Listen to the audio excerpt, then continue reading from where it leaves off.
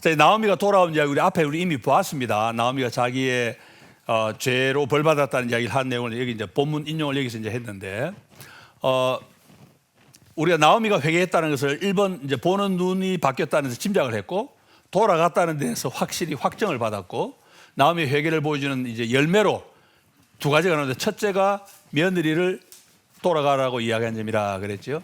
이제 두 번째 걸 봅니다. 두 번째 나오미가 회개한 열매로 나오는 게 뭐냐니까, 베들레헴 사람들에게 자기의 부끄러운 경험을 있는 그대로 나눕니다. 이건 정말 믿음의 사람이 아니면 할 수 없는 그런 모습인데, 믿음의 용기라고 저는 볼 수 있다고 생각을 합니다. 지난 10년 생활을 하나님의 섭리로 이해를 하는데, 그 섭리가 자기를 복 주신 하나님이 아니고 자기를 완전히 낮추시고 자기를 벌 주신 하나님이다, 그렇게 고백을 합니다. 그런데 나오미가 한 이 이야기는 입 닫아도 됩니다. 할 필요 없는 이야기입니다. 사실은 안 해도 됩니다. 자기가 벌 받았다, 바닥 쳤다, 그러니 할 필요가 없는데, 자기가 겪은 10년 삶을 하나님의 관점에서 풀어내는데 왜 나오미가 이 말을 했을까? 물론 사람들이 이게 부잣집 하나님 맞나 하고 좀 약간 놀리는 듯 말하니까, 거기에 대한 대응으로 자기가 나 놀리지 마세요, 내가 지금 이런 꼴입니다 하고 말한 뭐 그런 내용도 있지만, 자기 이후에 안 해도 될 말을 좀 더 열거한 걸로 봐서는 그것이 나오미 입장에서 베들레헴 주민들에게 한 사과문이다, 저는 그렇게 봅니다. 자기가 배신하고 떠난 데 대해서 자를 용서하고 받아달라는 요청인데, 그것을 하나님의 이름으로 자기의 역사를 푼 그런 내용으로 풀어냅니다. 나오미가 돌아오니까 온 마을이 난리가 났죠. 왜? 갈 때도 난리가 났을 거니까. 나오미는 그냥 뭐 한 사람 주민이 아니고, 나오미 하면 누구나 알만한 그런 영향이 있는 그런 인물이었습니다. 10년 전에도 동네를 떠들썩하게 하고 떠나더니 돌아오니까 똑같은 반응을 보입니다. 그런데 나오미는 10년 지나고 난 이후에 자기의 현황을 사람들에게 내놓기 부끄러울 만한 내용인데, 말 안 해도 될 만한 내용인데 그대로 내놓고 사람들에게 설명을 해줍니다. 가장 숨기고 싶은 부분을 사람들이 묻지도 않았는데 자기가 먼저 들려줍니다. 자기의 불행을 이야기해주고, 남편과 두 아들의 죽음을 이야기하고, 그리고 가산도 탕진했는데 그것이 우연에 일어난 일이 아니고 뭐 운명의 장난도 아니고 하나님의 심판이고 징벌이다, 그렇게 돌아왔다 하고 말하는데, 이것이 이제 나오미가 베들레헴 주민과 화해하는 그런 모습이라고 봅니다. 체면도 없지요, 부끄러움도 없지요, 자존심도 없지요. 그거 있으면 못 돌아옵니다. 다 버렸으니까, 바닥을 쳤으니까 돌아옵니다. 하나님은 용서해 주십니다. 그런데 베들레헴 주민도 용서해 줄까? 그건 알 수 없는 상황인데 어쨌든 돌아왔는데, 여기서 이제 베들레헴 주민과 화해가 이루어집니다. 처음에는 약간 놀리는 듯한 분위기가 있었습니다.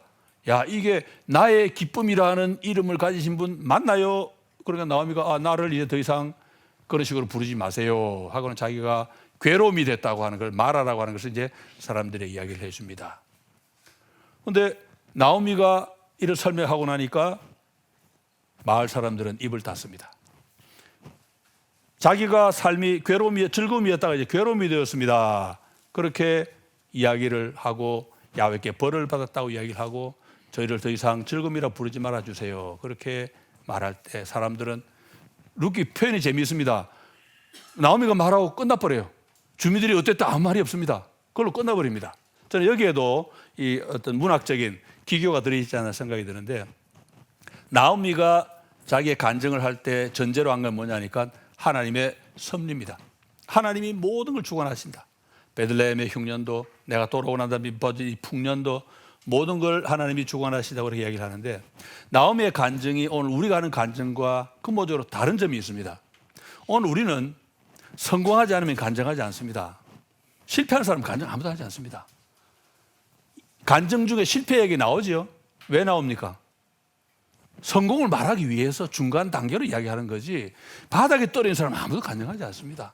나오미는 완전히 다릅니다. 지금 대부분 사람은 바닥에 떨어졌다가 하나님이 복 주셔서 제가 이렇게 일어났습니다, 하나님의 복을 막 간증을 하죠. 그런데 나오미는 지금 바닥에 떨어진 그 상태로 하나님 앞에 내가 이렇게 당했다 이야기를 하는, 사실은 이게 어떻게 보면 진짜 간증입니다. 왜? 나오미 자기가 입은 이게 은혜입니다. 남들이 볼 때는 나오미가 완전히 바닥에 이렇게 초라하게 됐나 싶지 몰라도, 나오미 자기가 볼 때는 자기는 이미 굉장한 은혜를 입고 있는 사람이 되어 있습니다. 왜? 돌아왔으니까. 하나님의 은혜의 풍성함을 사실은 지금 이야기하고 있는 거죠. 탕자의 표현대로 한다면 하늘과 아버지께 죄를 지었다. 이게 나오미의 표현인데, 나오미의 이런 경험이 시편 기자의 표현을 빌면 고난 당하기 전에 내가 그릇 행하였더니 이제는 주의 말씀을 지키나이다. 이것만큼 큰 은혜가 더 없지요. 그 다음에 뭐 이건 관계없어. 내가 이미 은혜 받아서 돌아왔으니까 됩니다. 그래서 이 룻기 기자는 베들레헴 주민들이 나오미의 말에 아무런 반응도 안 보이게 만듭니다. 나오미를 놀리는 말도 욕하는 말도 공격하는 말도 전혀 없고, 거기다가 나오미 간 여기에 대해서 그래요, 고생했습니다, 우리가 용서할게요, 이 말도 안 나옵니다. 제가 볼 때 만약 그 말이 나온다 그러면 룻기의 분위기가 좀 가벼워질 것 같아요. 사람들이 또 왜 용서라는 게 듣고 그래 용서, 이게 용서가 아닙니다. 용서 시간도 걸리고 마음 준비도 좀 해야 하고, 나오미가 한마디 한다고 해서 아유 고생했네 용서해 줄게 이렇게는 안 나오는 거죠. 제가 볼 때는 침묵하게 만든 여기에 이 룻기 기자의 또 의도가 들어있지 않나 생각이 듭니다. 그러니까 무언을 통해서 양쪽 이 쌍방이 나오미와 베들레헴 주민이 서로를 이해하고 품을 수 있는 그런 준비를 갖추었다, 그런 생각이 듭니다. 실제로 지나가면서 보면은 베들레헴 주민은 이미 나오미를 품어줄 준비가 다 돼 있습니다. 왜냐? 2장에 들어가 보면 이제 답이 나옵니다.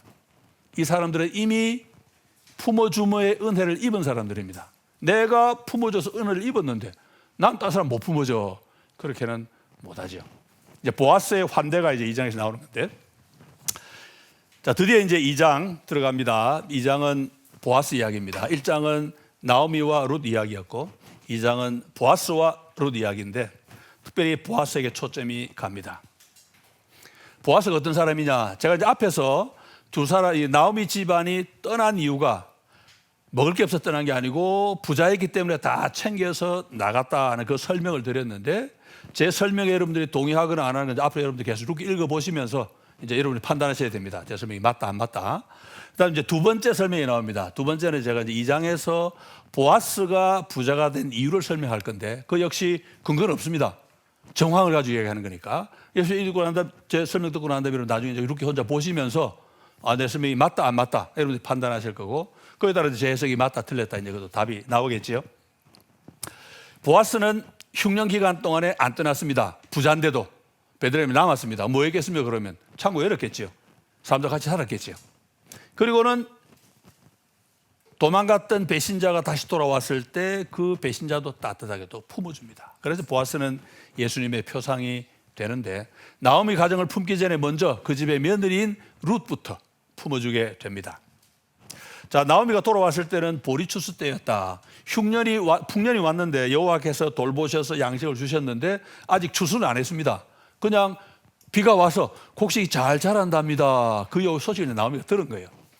그러니까 고향에 이제 곡식이 생겼으니까, 지금까지 곡식이 없어서 안 간 것 같아요. 곡식이 생겼으니까 이제 가야 됩니다. 가는데 타이밍을 딱 추수 때하고 맞춰가지고 가는 거예요. 참 꼼꼼하다. 예, 이기주의자 치고는 꼼꼼하다 그런 생각이 들긴 하는데 우리 꼭 그렇게 볼 필요 없지 않나. 왜? 어차피 돌아오는 거 기회주의입니다. 뭐 욕먹을 거 뭐 있습니까? 이미 바닥 쳤는데 뭐 꼼꼼하다 욕먹어도 괜찮아요.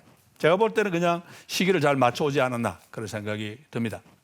나오미와 룻이 돌아왔는데 고향에는 풍요가 있습니다. 이제 막 곡식이 꽉 자라 있으니까 추수만 하면 됩니다. 이게 이제 하나님 나라의 풍요다 그렇게 볼 수 있는데, 탕자가 이것 때문에 돌아왔지요. 나오미도 이것 때문에 돌아옵니다. 우리도 이것 때문에 돌아가는 겁니다. 우리도 이런 거 없으면 안 돌아가죠.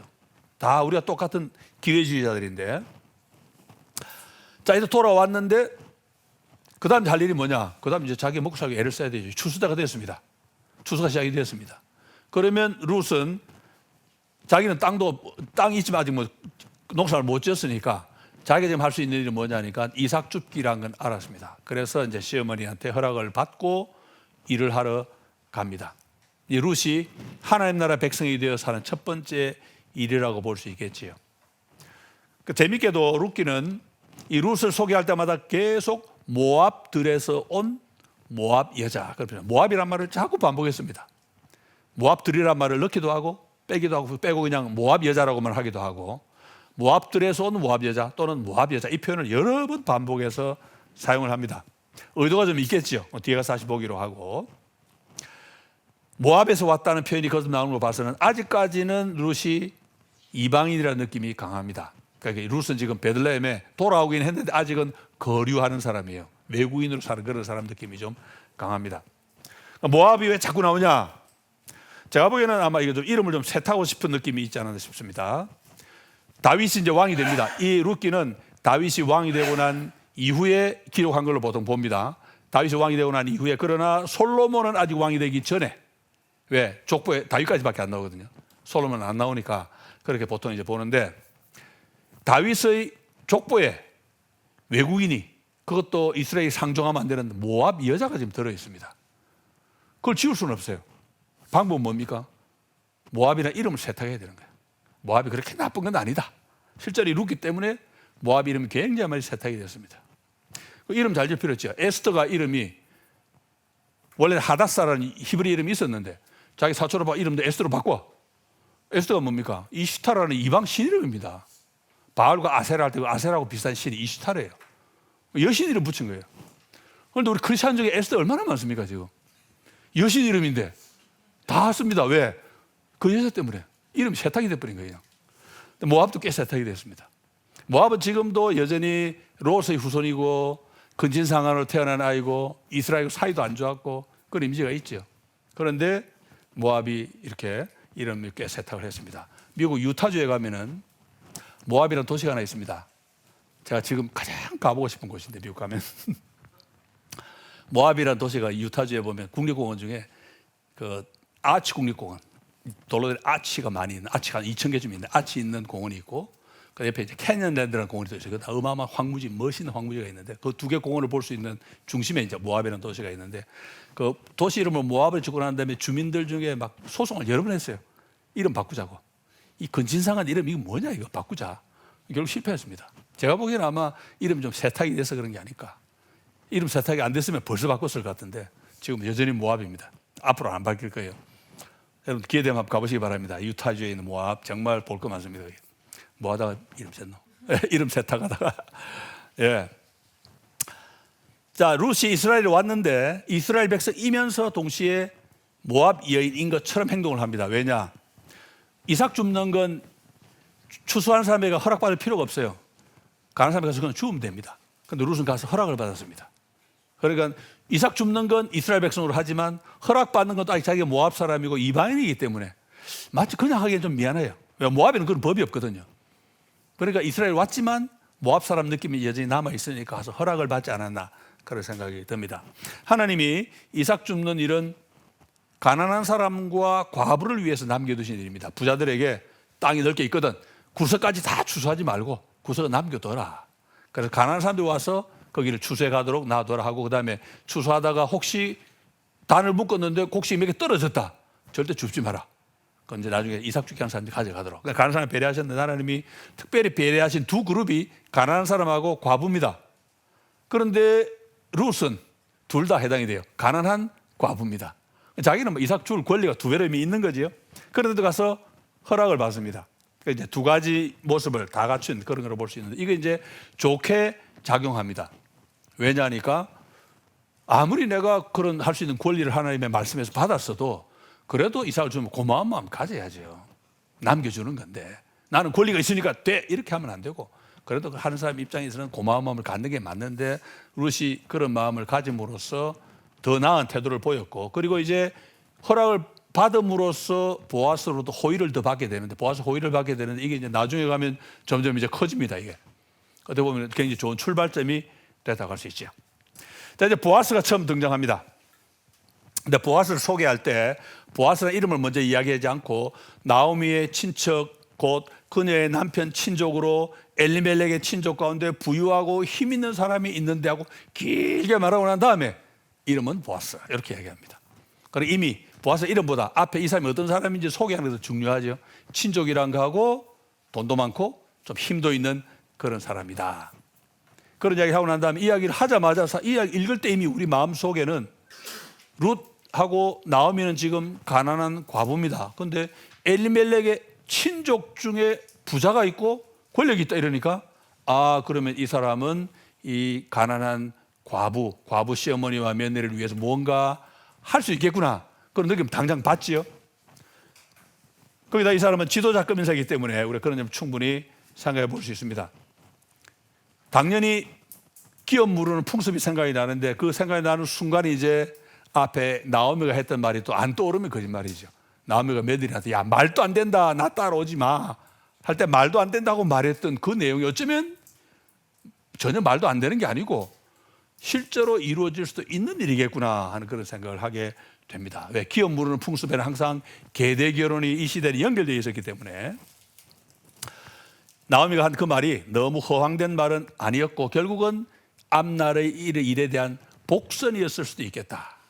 그렇게 우리가 여기서 짐작을 해볼 수 있죠. 복선은 처음 읽을 때는 모릅니다. 뒤로 가는 다음에 앞에서 한 이야기가 이거였구나. 이제 뒤에 가서 깨는 거죠. 나오미가 한 말도 여기서 이제 복선으로 다시 한번 확인이 되는 거죠. 그 엘리멜렉의 친족이라는 그 자체가 이미 앞으로 전개될 이야기에 많은 가능성을 던져줍니다. 룻은 아침 일찍 엄마 시어머니 허락을 받고 일을 하러 가는데 여러분 일을 하러 가는 이 자체가 굉장히 의미가 깊습니다. 노동을 하는 겁니다. 하나님은 가난한 자들에게도 노동을 요구하십니다. 왜냐? 하나님이 인간을 노동하는 존재로 창조했습니다. 하나님 인간 만드신 목적이 뭡니까? 창세기 1장 26, 7, 8절에 보면은 우리 형상대로 우리의 모양을 따라 만들고 그로 땅과 기는 것과 많은 것 전부 다스리게 하자. 하나님이 노가다 시키려고 인간 만드신 거예요. 인간은 일해야 됩니다. 일을 해야 인간인데 보아스가 만약에 자기 친척 중에 나오미하고 룻처럼 가난한 사람이 있다. 아이고 먹을 거 없어요. 먹을 거 갖다 줘가지고 이거 먹고 좀 지내세요. 그럼 받는 사람 입장에서 고맙기도 하겠지만은 자존심도 상하잖아요. 근데 하나님은 그런 방식으로 하지 않고 가난한 사람도 노동을 하도록 만드신 게 바로 이삭 줍기입니다. 이삭 줍기 우리가 뭐 밀레 그림에도 있습니다만은 이삭 줍기 그 자체도 굉장히 중요한 노동의 이 신성함을 보여주는 거죠. 가난한 사람이라도 노동을 해라. 그렇게 해서 먹을 걸 챙겨라. 이제 이게 인간 존엄성을 지켜주는 그런 방법이었습니다. 그런데 룻이 아침 일찍 가서 이삭을 줍는데 우리말 성경은 조금 오해할 만하게 번역이 되어 있는데 원문을 저도 이거 그렇게 썼습니다만 원문을 보면 그게 아니고 룻이 이삭을 줍다가 우연히 보아스의 밭으로 들어간 것처럼 그걸 번역이 되어 있는데 원문은 그렇지 않습니다. 룻이 이삭을 주었는데 우연히 거기가 보아스의 밭이었다 이렇게만 나옵니다. 딴 데 있다 온 게 아니고 아침부터 보아스 밭에 일을 했습니다. 자기는 모르고 하니까 그죠. 그런데 우연히 거기가 어쩌다가 보아스의 밭이었다. 그렇게 이제 본문이 말을 합니다. 우연이란 말은 원문에도 우연이라고 되어 있습니다. 우연이란 말은 의도하지 않았다. 무슨 뜻입니까? 나오미가 의도한 것도 아니고 나오미가 뭐 야 이 사람 집 밭에 가라 한 것도 아니고 룻이 알아서 찾아간 것도 아니고 보아스가 야 우리 밭에 와라 한 것도 아니고 그냥 갔는데 거기가 보아스의 밭이었다. 우연이란 말. 그걸 보면 알 수 있는 게 뭡니까? 이건 우연이라고 말을 썼는데 우리가 볼 때는 아니죠. 전혀 우연이 아닙니다. 보이지 않는 하나님의 섭리를 우연이라고 인간이 직접 의도한 게 아니라는 뜻으로 썼는데 그 말 속에는 야 하나님의 강력한 섭리가 있었구나. 그런 걸 우리가 여기서 느끼게 됩니다. 어쩌다 보니 그렇게 되었다 그런 이야기인데 아니라고 하나님 누가 뭐 손댄 게 아니라고 말하는 그 속에 어떤 강력한 어떤 힘이 담겨 있지요. 성경에 그런 예가 많이 나옵니다. 특히 아합의 죽음이 대표적인데 아합이 전쟁 나가면 죽는다고 미가엘을 통해서 하나님이 예언해 주셨습니다. 그런데 아합이 전쟁을 그냥 밀어붙였지요. 그런데 아합이 어떻게 죽습니까? 군사 하나가 그냥 하나 쏘았는데 그게 우연히 사울에 맞았습니다. 아합이 맞았습니다. 아합 죽습니다. 우연히. 예. 그 군사가 아합 죽이려고 쏜 거 아닙니다. 그냥 쏘았는데 그 어쩌다가 그 아합에게 맞아버린 거예요. 하나님의 섭리가 우연의 옷을 입고 진행이 되는 거고 아까 말씀드린 에스더 모르드게 이야기도 마찬가지로 모르드게가 지금 자기가 행동을 잘못해가지고 자기 온 민족을 죽음의 위기에 몰아넣었는데 하나님이 이스라엘 백성을 살려주시는 방법의 첫 단계가 뭔가 하니까 모르드게가 왕의 목숨을 살립니다. 누가 왕을 암살하려고 하는 모의를 자기가 엿듣고 그걸 왕비 이름으로 이야기해서 왕의 궁중일기에 기록을 합니다. 하나님이 궁중일기에 기록만 하고 상은 못 받게 만드시잖아요. 그 하나님이 의도적으로 하신 거죠. 그러한 다음에 하만이 모르기 때문에 기분 나빠가지고 모르드게를 나무에 달려고 나무를 세워놓고 왕에게 허락받으러 가는데 그날 밤에 마침 왕이 잠이 안 와가지고 궁중 일기를 읽고 있었단 말이에요. 일기 읽다 보니까 뭐가 나옵니까? 모르드게라는 유대인이 자기 목숨을 살렸단 말이에요. 그래서 신하한테 우리 모르드게한테 무슨 상 줬니? 이러고 안 줬는데요. 왕이 얼마나 화끈거리겠어요. 자기 목숨을 살린 사람한테 상도 하나 안 준 거야. 그래가지고 왕이 고민했는데 마침 하만이 딱 들어와서 이제 인사를 하니까 불러가지고 내가 누구를 좀 굉장히 존귀하게 해주면 좋겠는데 어떻게 하면 좋겠냐. 그 하만이 자기 이야기 한 줄 알고 임금님 나를 더 높이시나 보다. 그래서 그럼요. 그 사람이 임금님 왕관을 세우시고 임금님 옷도 입히시고 임금님 말에 태우시고 그다음 임금님이 가장 아끼시는 신하를 시켜가지고 임금님이 존귀하게 하기 원하시는 사람에게 이렇게 한다 하고 꽐지르게 하세요. 그러니까 아우스라고 뭐라 그럽니까? 그래? 그럼 너 빨리 가서 모르드게 잡아가지고 모르드게한테 네가 그렇게 해라. 하만이 그 순간 완전히 굴욕을 당하게 되죠. 거기서 포인트가 뭡니까? 그 밤에 왕이 잠이 오지 않으므로 공주일기를 갖자 읽어라. 심심하니까 잠 안 오니까. 불면증 우연입니까? 하나님 섭리겠지요. 근데 SS는 하나님이 뭐 잠 안 오게 하셨다 뭐 안 그러잖아요. 그냥 이야기만 쭉 해갑니다. 그 이야기 속에 하나님의 어마어마한 섭리가 들어있는데 바로 여기 이 우연의 옷을 입은 이 섭리 역시도 그런 차원에서 이해를 할 수 있겠습니다. 자, 룻이 보아스의 밭에서 이삭을 줍고 있을 때 보아스가 나타났습니다. 자, 보라 또 나옵니다. 두 번째 보라입니다. 보아스가 왔다. 주의를 환기시키는 표현이죠. 룻이 이삭을 줍고 있을 그때 보아스가 왔다. 무슨 룻이 하루 종일 죽었으니까 사실은 언제 와도 보아스를 만날 수밖에 없죠. 그런데 보아스가 와서 일꾼들하고 인사를 나눕니다. 제가 이거 직원들이라는 표현도 쓰고 했는데 사실은 보아스의 종들입니다.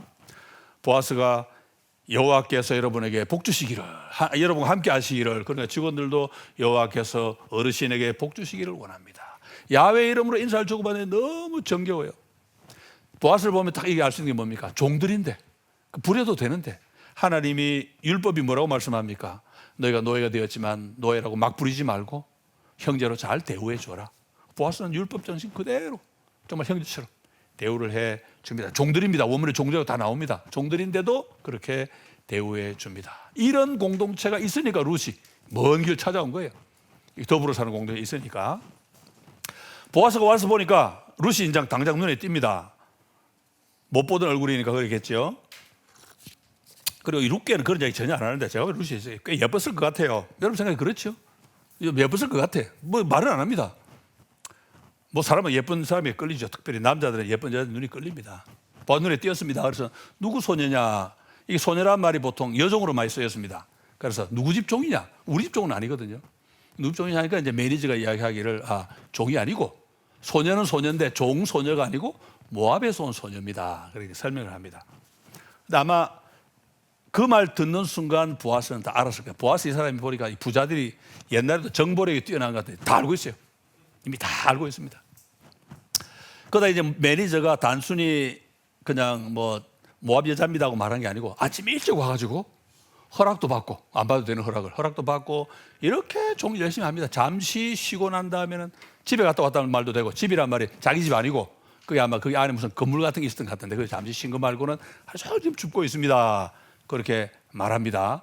여기서 이제 우리가 느낄 수 있는 것이 사실은 보아스와 룻의 만남은 참 우연적인 만남인데 이 우연적인 만남이 같은데도 그냥 가만 놀고 있는 사람에게 우연히 하나님의 복이 로또처럼 툭 떨어진 게 아니고 정말 자기 자리에서 열심히 자기를 하는 사람들에게 하나님의 우연과 우연이 만나서 이렇게 이루어진다는 것을 여기서 확인을 해볼 수 있습니다. 룻은 정말 열심히 수고하는 사람이고 보아스도 자기 주인이 안 와도 되는데 와서 또 이렇게 관리하고 하는 거 보면 참 멋있죠. 그리고 이제 룻은 처음부터 이 보아스 밭에서 죽고 있었고, 자 이제 보아스가 룻을 보자마자 내 딸아 하고 부릅니다. 뭐 어려서 그랬겠죠. 자기하고 거의 한 세대 차이가 날 것 같고, 그 다음에 내 딸하는 마음속에 자기가 다정한 마음을 담았습니다. 요즘 이게 많이 남용되지요. 딸 같아서 그랬다. 딸 같은데 왜 만져요? 그건 딸 같아서 그런 거 아니야. 딸 안 만지잖아. 이런 인간들이 많아요. 근데 이 보아스는 정말로 딸처럼 대해줍니다. 내 딸아. 호의를 참 베풉니다. 딸 같은 룻에게 여러 가지 호의를 베푸는데 자기 밭에 있는 소녀들, 여종들이죠. 내 여종들 같이 있어라. 여자들하고 있어야 안전하니까. 그 다음에 다른 남자들이 못 건드리게 내가 미리 막아놨다. 그 다음에 목이 마르면 이미 떠다 놓은 물 네가 마셔도 된다. 그런 식으로 혜택을 베풀어 줍니다. 그렇게 보호와 도움을 약속하자 룻은 그 앞에 엎드립니다. 엎드린 적에서 이제 룻이 어떤 사람이 나오지요. 일단 그 큰 밭의 주인이니까 쫑겨난 마음도 생길 것이고 자기를 보호해주니까 고마운 마음도 있을 것이고 엎드렸더니 보아스가 말을 하다 보니 이 양반이 다 알고 있어요. 어느 정도까지 알고 있습니까? 모압에서 있을 일도 알고 있습니다. 모압에서 내 남편이 죽은 다음에 내가 시어머니한테 얼마나 잘했는지 내가 들었다. 여기서 알 수 있는 게 뭡니까? 나오미가 나불거렸다. 그죠? 지금 돌아온 지 며칠 됐다고. 동네방네 그냥 며느리 자랑하고 다닌 거예요. 우리 룻이요 이렇게 착한 며느리하고 막 떨고 다닌 거예요. 그리고 보아스에게 들어갔겠죠. 그리고 룻이 모압이 있을 때도 남편 죽고 난 다음에 시어머니한테 잘했다는 얘기 이미 그것도 알고 있습니다. 그런 다음에 시어머니 딸아이가 왔다는 소식도 들었습니다. 그런데 더 중요한 건 뭐냐? 룻이 시어머니와 함께 베들레헴으로 돌아온 일이 그 팩트를 아는 게 중요한 게 아니고 정보만 가져야 되는 게 아닙니다. 그 정보를 정확히 해석을 해야 되는데 보아스는 룻이 그렇게 왔다는 게 무슨 뜻인지를 정확히 알고 있었습니다. 뭐라고 이야기합니까? 룻이 온 그걸 아브라함이 옛날 본토 친척 아비 집을 떠나 가나안 땅으로 간 거하고 비깁니다. 성경에 보면 아브라함이 하나님이 아브라함에게 말씀하실 때 너희 아버지 어머니의 집을 떠나고 친척 집도 떠나라 그렇게 말씀하셨는데 보아스가 룻에게 똑같은 말을 합니다. 너의 아버지와 어머니와 여기 친척들하고 좀 지어놨는데 태어난 땅, 그러니까 아버지와 어머니의 땅이 아니고 아버지도 떠나고 어머니도 떠나고 태어난 땅도 떠나고 여기 왔다. 아브라함이 떠난 거 똑같다고 지금 이야기를 합니다. 그리고 룻이 지금 모압에서 이 베들레헴을 온 일은 아브라함이 하나님의 부르심을 받고 고향을 떠난 것하고 똑같은 일이다. 뭡니까? 믿음의 결단, 믿음의 출발이다. 그걸 보아스가 알고 있습니다. 그러니까 팩트만 아는 게 아니고 그 팩트에 담긴 뜻까지 보아스가 정확히 알고 있죠. 왜? 보아스 자기가 늘 말씀을 묵상하고 율법의 정신대로 사는 사람이기 때문에 항상 주야로 말씀을 묵상하는 사람입니다. 그러니까 룻이 한 일도 볼 때 그냥 팩트로 보이는 게 아니고 자기 말씀의 눈으로 쭉 보니까 야 이건 믿음의 결단을 하고 하나님을 찾아온 사람이다. 이건 아브라함이 출발하는 것과 똑같다. 그렇게 본 거죠. 거기다 아브라함도 모르는 땅으로 갔습니다. 하나님이 아브라함이 말씀하실 때 어디로 가라 안 그러셨거든요. 내가 너에게 지시할 땅으로 가라. 아브라함 막 갔습니다. 갔다가 가나안 들어가니까 하나님이 여기가 거기야 그러셨죠. 하나님 아브라함에게 너 가나안 가 안 그러시거든요. 그냥 아브라함 막 갔습니다. 모르고 갔습니다. 그래서 신약 성경에 스데반도 갈 바를 모르고 갔다 이야기하죠. 룻도 마찬가지예요. 그래서 이 보아스도 모르는 사람들에게 왔다는 걸 강조합니다. 아브라함하고 똑같은 걸음을 걸어왔구나. 그러고는 표현하기를 모든 것이 나에게 분명히 알려졌다. 히브리 원문은 명사동사를 합치는 방법. 알려짐이 알려졌다. 명사동사 합치면 히브리어는 강조가 됩니다. 하나님이 선악과 먹지 마라 말씀할 때도 반드시 죽는다 할 때도 죽음을 죽는다 명사동사를 같이 씁니다. 반드시 죽는다는 뜻이 되는데 여기도 알려짐이 알려졌다 이 말씀은 모든 것이 분명하게 내가 알게 됐다. 이 말은 맞습니다. 보아스는 팩트만 한 게 아니고 거기에 대한 해석까지도 정확하게 알는 좀 하나님의 섭리를 바로 하는 말씀 묵상 그런 사람은 나오는 거죠. 그래서 이제 이 룻이 온 이 걸음이 다른 결정이 아니고 시어머니하고 같이 살겠다 이게 아니고 야훼 하나님의 날개 아래 보호를 받으러 온 것이다 하고 이제 이 보아스는 정확하게 알고 있죠. 그래서 그 하나님 앞에 복 받기를 바라는 그런 축복의 기도를 해줍니다. 아브라함처럼 온 거지요. 날개 아래는 뭡니까? 구원과 보호가 있는 곳인데 내가 지금 왔으니까 내가 야훼의 보호를 받기 위해 왔으니까 야훼께서 너를 보호하시고 지켜주시기를 바란다. 그렇게 이제 축복해 줍니다. 이게 이제 하나님 나라의 환대지요. hospitality. 이게 하는 것 아닙니까? 예수님 오신 이후에 이방인들 우리도 이런 환대를 받았습니다. 어디 나옵니까? 에베소 2장에 그러므로 이제부터 너희는 외인도 아니요 나그네도 아니요 성도들과 동일한 시민이요 하나님의 권속이라. 옛날에는 이방인이고 외인이었는데 이제는 내부인이다. 같은 식구다. 남은 일은 뭡니까? 남은 일은 함께 지어져 가느니라. 너하고 나하고 섞여가지고 전부 너도 벽돌 나도 벽돌 해서 이제 하나의 집을 성전을 지어가게 되는데 이제 룻은 이방인인데 와서 보아스의 환대를 받고 하나님의 백성이 되고 같이 이제 지어져 가는 일을 하게 되겠지요. 우리 시대에 이걸 적용한다 그러면 이제 우리 대한민국은 지금 인구 구조가 이상하게 되고 저출생 문제가 심각해가지고 앞으로 상당한 기간 동안 이주민을 많이 받아야 합니다. 안 그러면 나라 망합니다. 받아야 합니다. 그래서 뭐 이슬람권 받으면 골치 아프다 이런 이야기도 하고 하는데 뭐 그건 정치하는 사람들의 행정하는 사람들이 결정할 문제고, 우리로서는 국수주의에 빠지면, 특별히 한국처럼 요즘처럼 이렇게 이 극우파가 많아지면은 이민을 싫어합니다. 그런데 우리 그런 혐오감 절대 있으면 안 되고, 예수님 우리는 다른 우리 같은 한국 사람들 욕 먹더라도 환영해 줘야 하고 품어줘야 하는데, 저는 단순히 한국에 온 거 환영합니다 이걸로 끝나면 안 좋겠어요. 이걸로 끝나지 말고 우리 어떻게 됩니까? 한국에 온 덕분에 예수도 믿고 루트 시집간 것처럼 한국에 왔기 때문에 주님을 만나고 이러면 얼마나 좋겠어요. 그럼 진짜 우리가 환대를 하는 거죠. 저는 하나님 나라의 환대를 할 수 있으면 좋겠고, 그걸 환대를 하려면 우리가 먼저 한국에 오늘 환대를 해야 되고, 그 환대를 하려면 우리 같은 한국 사람 다른 사람들 욕도 먹어야 되고, 그러면서 우리는 이 성경적 원리를 순종하면 좋겠나, 천국의 환대를 보여주면 좋겠다, 그런 생각을 합니다. 그렇게 이제 환영을 하니까 룻이 보아스를 내 주여 하고 부릅니다. 다른 사람들 다 주여하고 부르겠죠. 자기 주인이니까, 자기들 노예고. 근데 룻은 노예도 아니면서 보아스를 내 주여 하고 부릅니다. 이게 이제 말하자면 존경심의 표현이겠지요. 그런데 그렇게 말하고 난 다음에 룻이 밑에 각주 27번에 써놓은 것처럼 내가 당신께 은혜 입기를 원하나이다 이렇게 표현을 합니다.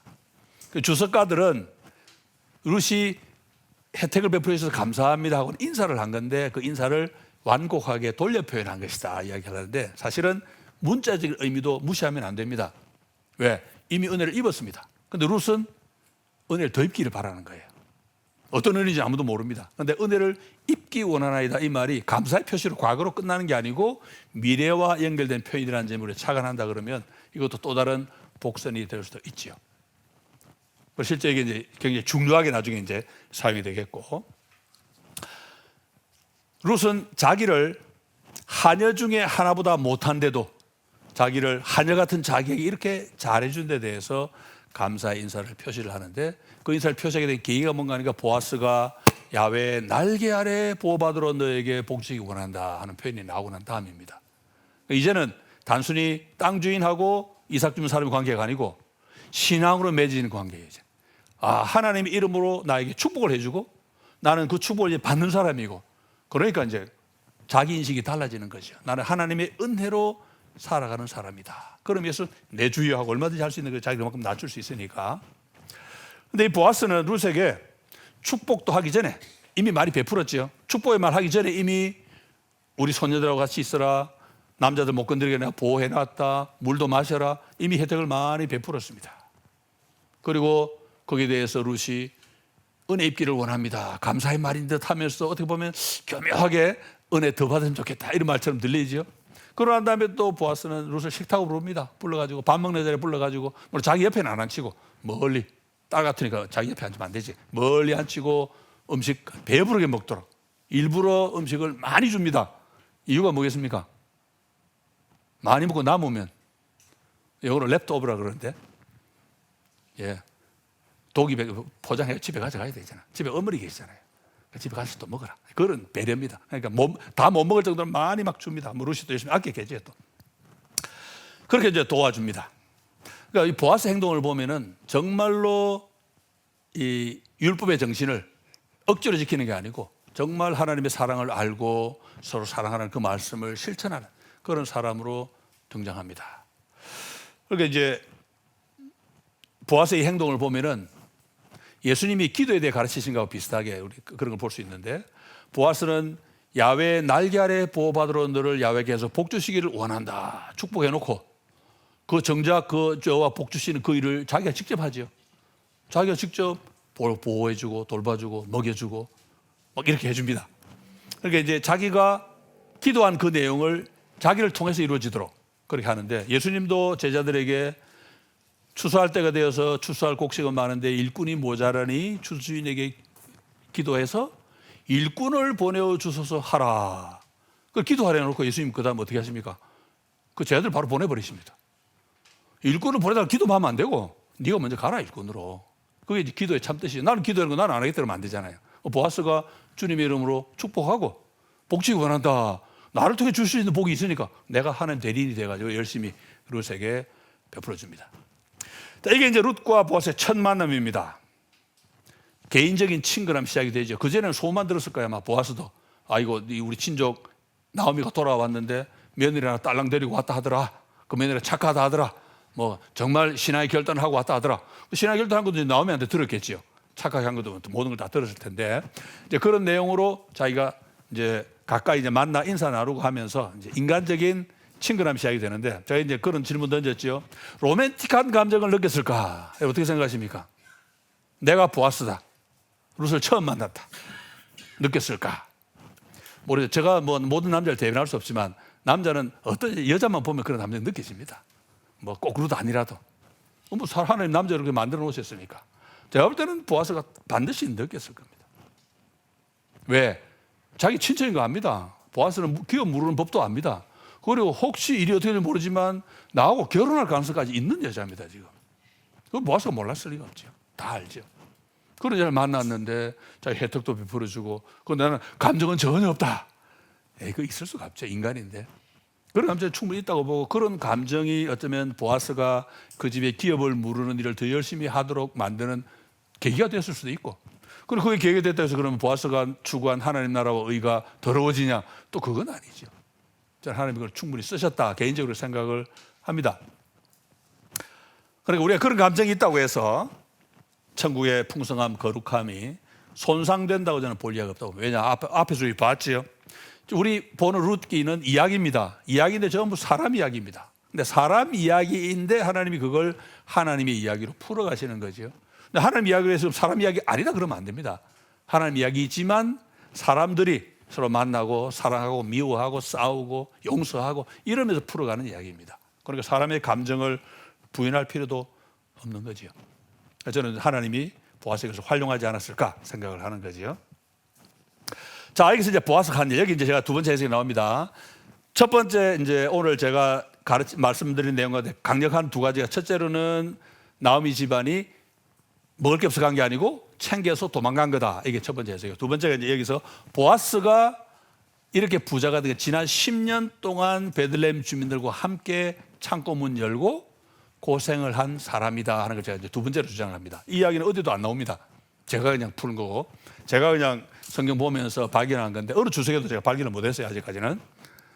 룻에 대해서는 옛날에 한번 부자인데 챙겨서 갔다 언급한 거 보긴 했는데 자세히는 제가 못 봤고, 지금 어느 주석도 그렇게 말하지 않습니다. 그냥 먹을 게 없어 갔다고 보고. 두 번째, 보아스에 대해서도 보아스가 가지고 있는 이 많은 땅과 종들에 대해서 왜 이렇게 부자가 되는지 설명하는 게 전혀 없어요. 제가 하는 거고, 여러분 나중에 이제 이렇게 보시면서 제 설명이 맞는지 여러분 좀 확인을 해 주셔야 되지 않겠나 생각이 듭니다.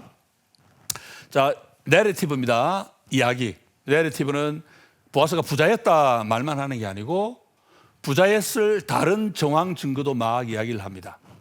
그리고 그 정황 증거를 통해서 또 다른 메시지도 함께 들려주는데, 정황 증거 또는 부대 상황 또는 부대 설명, 배경 이런 걸 통해서 보아스가 부자라는 것을 말해주는데, 두 가지가, 첫째로는 보아스가 땅이 넓었다는 것이고, 두 번째는 일꾼이 많았다는 것입니다. 땅이 넓었다. 룻이 어쩌다가 보아스의 밭에서 죽게 되었다. 뭐 있을 수 있죠.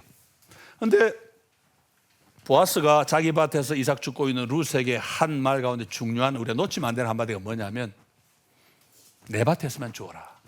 그 말 기억하시죠? 딴 데 가지 마라. 그 말에 담긴 뜻이 뭐겠습니까? 예? 예, 보아스 돈 자랑이에요, 돈 자랑. 내 밭 이렇게 넓다, 그 이야기예요, 지금. 왜? 내 밭에서만 주어도 충분할 만큼 내 밭 크다, 그런 이야기입니다, 지금. 물론 보아스가 그걸 자랑하려고 한 말은 아니죠. 하지만 그렇게 내 밭에서만 주어라고 말할 수 있을 정도로 보아스는 밭이 넓었다, 볼 수 있습니다. 어마어마하게 컸죠. 이게 이제 첫 번째, 보아스에게는 그만 거기 얼마나, 이 룻기의 화자가 보아스는 부자라 말했는데, 여기 유력한 사람을 우리는 번역했는데 그런 번역 안 좋습니다. 그냥 부자는 뜻입니다. 부자고 힘도 있고 그런 뜻인데, 보아스가 땅이 많았다, 내 밭에서만 주어도 된다고 말할 정도로 부자가, 땅이 넓었다. 나중에 나오미도 그 말을 전해서 그래 맞아, 딴 데 가지 말고 보아스 밭에서만 주어라, 또 이야기를 해줍니다. 나오미도 보아스의 땅이 넓다는 걸 알고 있었다, 그런 이야기죠. 그래서 룻은 보아스의 밭에서만 이삭을 주어서 시어머니를 복양합니다. 보리 추수가 시작이 되고 보리 추수부터 2주간 하고 그럼 또 밀도 바로 추수를 합니다. 그 보리와 밀이 연결되는데 밀수가 다 맞으면 7주입니다. 7주. 그러니까 9주가 되지 합치면. 그러니까 2달 넘게 추수가 이어집니다. 계속. 그 기간 내내 룻은 보아스의 밭에서만 이삭을 주어서 시어머니를 복양합니다. 그다음 두 번째로 땅만 넓은 게 아니고 일꾼도 많았습니다. 일꾼이 얼마나 많았을까? 한 가지만 보면 됩니다. 일꾼을 관리하는 매니저가 따로 있었습니다. 뭐 나오지요? 일하는 사람들을 맡은 사환이라 그런 표현을 하는데 여기 보아스는 종들도 많았지만 그 종을 관리하는 소년이 있었습니다. 그런데 소년이 어린 남자라는 뜻도 있지만 종이라는 뜻도 있습니다. 그런데 매니저 일을 어린 꼬마한테 시키지는 않습니다. 그러니까 종이란 뜻이에요. 보아스는 그러니까 종들을 거느리는 매니저 정도 있었습니다. 그만큼 종들이 많았다는 뜻입니다. 직접 관리하기 힘들 정도로 많았다. 일꾼이 많았지요. 보아스는 어마어마한 토지와 수많은 종을 거느린 거부였습니다. 처음에 소개한 그대로지요. 그런데 여기서 이제 우리가 의문을 품게 됩니다. 품어야 당연합니다. 왜? 하나님이 이스라엘 백성을 가나안으로 보내실 때는 이런 짓 하지 말라고 보내신 거예요. 토지 독점하고 종 많이 부리고 이거 하지 말라고 보내신 거예요. 그런데 보아스는 누구보다도 율법을 잘 지키는 정신으로 순종하는 사람입니다. 그런데 그런 보아스가 이렇게 넓은 땅과 많은 노예를 가지고 있다. 이건 이해가 안 되죠. 우리 의문부호를 붙여볼 만한 부분입니다. 물론 사사 시대입니다. 모든 사람이 제멋대로 하던 시대입니다. 사사 중에 뭐 이상한 사람 많았잖아요. 자기 자식 수십 명한테 전부 나귀 하나씩 주고 자식의 손자까지 막 벤틀리 한 대씩 주고 이런 사사도 있습니다. 사사 시대니까. 그런데 이 보아스는 그런 사람 아니거든요. 그래서 이제 우리가 그러면 도대체 하나님 마음을 품고 율법의 정신을 기쁨으로 순종하게 됐던 사람이 어떻게 그 많은 재산과 많은 종을 거느리게 되었나? 당연히 물어보게 되는 거죠. 여기서 이제 우리는 내러티브가 배경처럼 그리고 있는 그 주변 정보들, 그것이 가지고 있는 참 뜻이 무엇인지 다시 한번 물어보게 되는 거죠. 정황을 물어보게 되는데 지금 우리가 가장 먼저 기억해야 될 게 뭐냐니까 지금은 10년 흉년이 끝난 지점이라는 사실을 우리 마음이 기억을 해야 됩니다. 그러면 어느 정도 설명이 됩니다. 왜냐? 10년 전 흉년이 왔을 때 나오미는 도망갔습니다. 다 챙겨서. 보아스도 부자였는데 보아스는 창고를 열었습니다. 그럼 10년도 어떻게 됩니까? 물론 창고 열 때는 목숨을 걸어야 됩니다. 내가 창고 열고 가난한 사람에게 이제 곡식을 팔고 집 잡고 주고 땅 잡고 주고 노예로 드리고 나중에 풍년 안 오면 같이 죽는 겁니다. 이제 각오해야 되지요. 하나님 말씀 율법이 요구하는 대로 처음에는 돈 받고 팔고 돈 없으면 외상으로도 주고 나중에 집도 잡고 땅도 잡고 지금 흉년인데 땅 잡으면 뭐합니까? 나중에는 집에 다 들여가지고 그 사람들 집에 다 먹입니다. 진짜 여기 표현으로 흉년돼 보세요. 입 하나가 얼마나 무섭습니까? 근데 다 불러서 집에서 야 우리 같이 먹자, 같이 죽자 그냥 아예 그러고 부른 겁니다. 성경 어디에도 제가 지금 말하는 걸 말하지 않습니다. 제가 그냥 그렇게 해석한 겁니다. 그렇지 않다면은 이 율법 중심의 철저한 하나님 성경의 이 사람이 이렇게 많은 땅과 노예를 보유하고 있다는 걸 설명을 할 수가 없어요.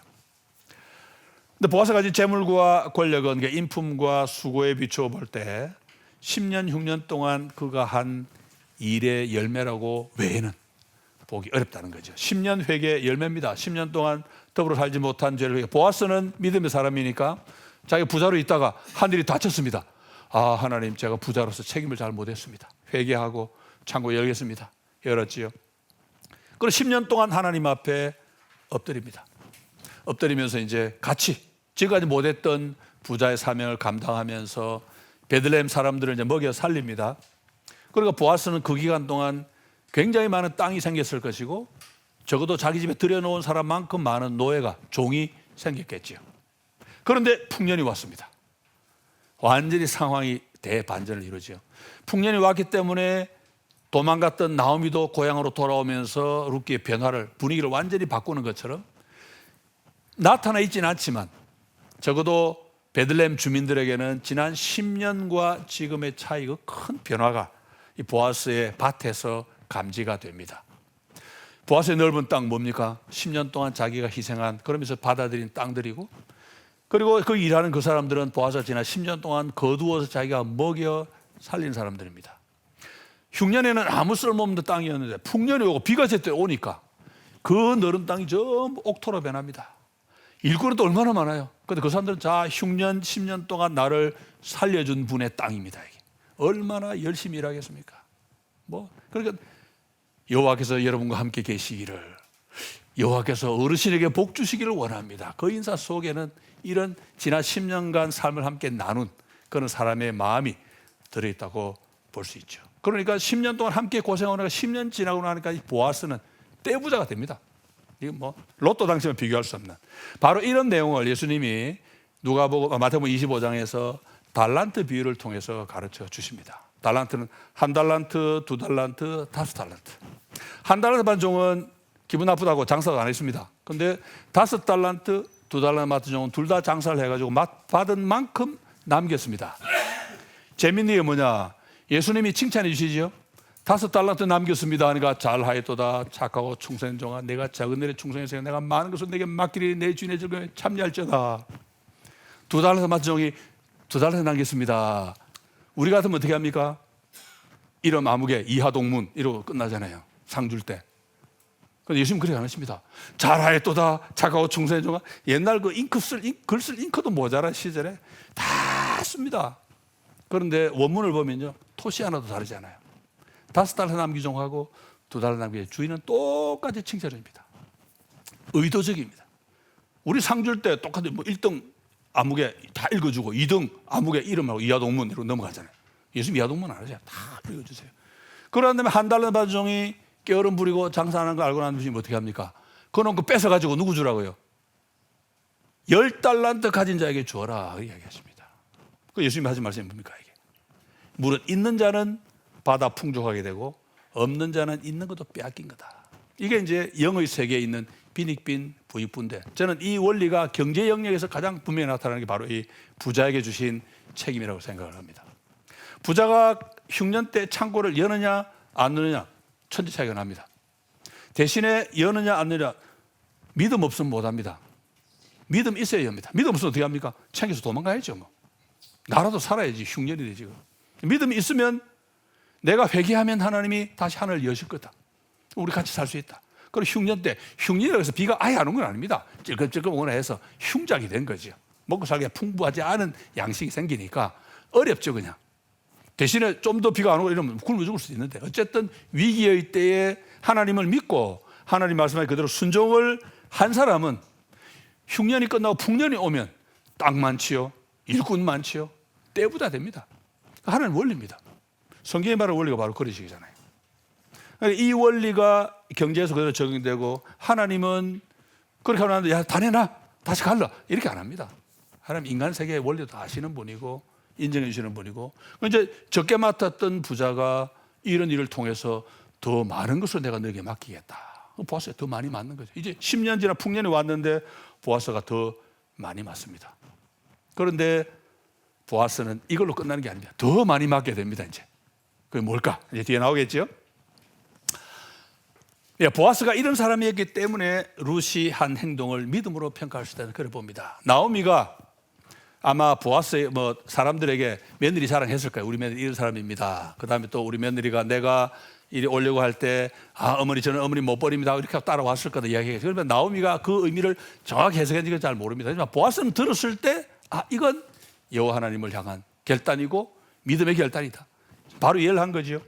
자기는 믿음의 눈이 있으니까 그걸 이해할 수 있는 것처럼, 믿음의 눈이 있으니까 자기 행동도 그 믿음에 맞추어서 흉년이 왔을 때 어떻게 해야 되는지 알고 순종함으로써 결국은 10년 지나고 난 다음에 하나님의 은혜가 다시 돌아오고 하나님이 돌보셔서 양식을 주는 그런 상황으로 바뀌도록 한 사람이죠. 지난 10년 동안 베들레헴 주민을 같이 끌어안고 고생하면서 하나님 앞에 회개하고 하나님의 긍휼이 돌아오도록 기다린 그 장본인이라고 말할 수 있겠지요. 그러고 난 다음에 이제 이 룻이 집으로 돌아갑니다. 근데 집에 돌아갈 때 그날 이삭 주워가지고 이제 다 떨고 곡식만 가지고 갔는데 한 에바라 양이 너무 많습니다. 하루에 그도 하루에 거둔 분량도 특별히 이삭만 주어 가지고 만들어서 너무 많습니다. 왜 보아스가 뭐 있는 이삭도 막 흘려라, 그냥 주어라, 그렇게 해서 이제 많이 드는 거죠.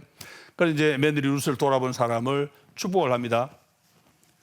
재미있는 것은 처음에 룻이 축복을 받았죠, 보아스한테서.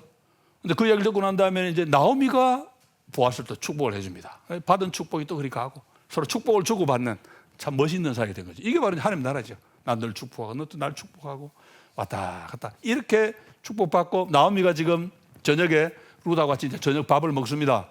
룻이 점심 먹고 남긴 걸 가지고 왔을 텐데 아마 푸짐하게 가져왔을 거예요.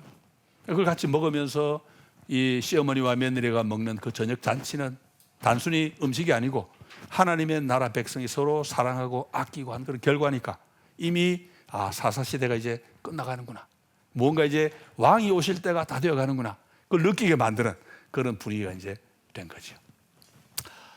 재미있는 것은 룻이 시어머니에게 보고할 때 오늘 나에게 이삭을 줍게 해준 사람은 누굽니다, 이런 식으로 보고할 때 자기가 그 사람과 함께 일을 했다, 그런 표현을 2번이나 씁니다.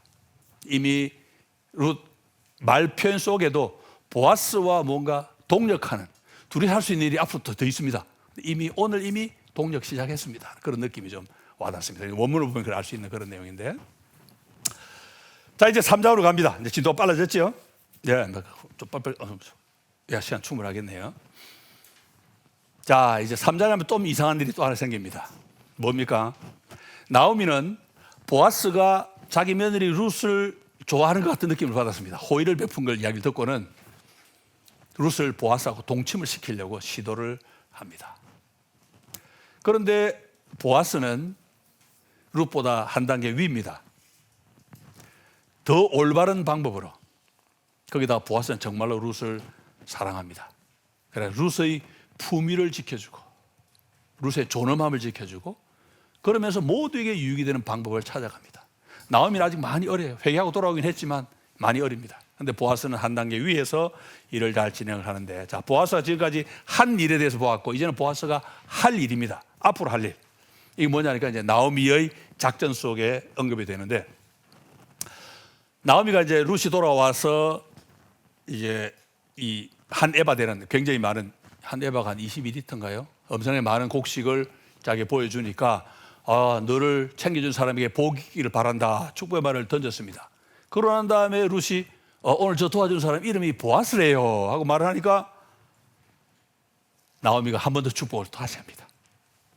야훼 이름으로 다시 한 번 더 축복을 하고, 그 다음에 축복을 칭송하는 말이 뭐냐면 그가 산 이들과 죽은 이들에게, 산자들과 죽은 자들에게 자비를 아끼지 않았다, 이런 표현을 씁니다.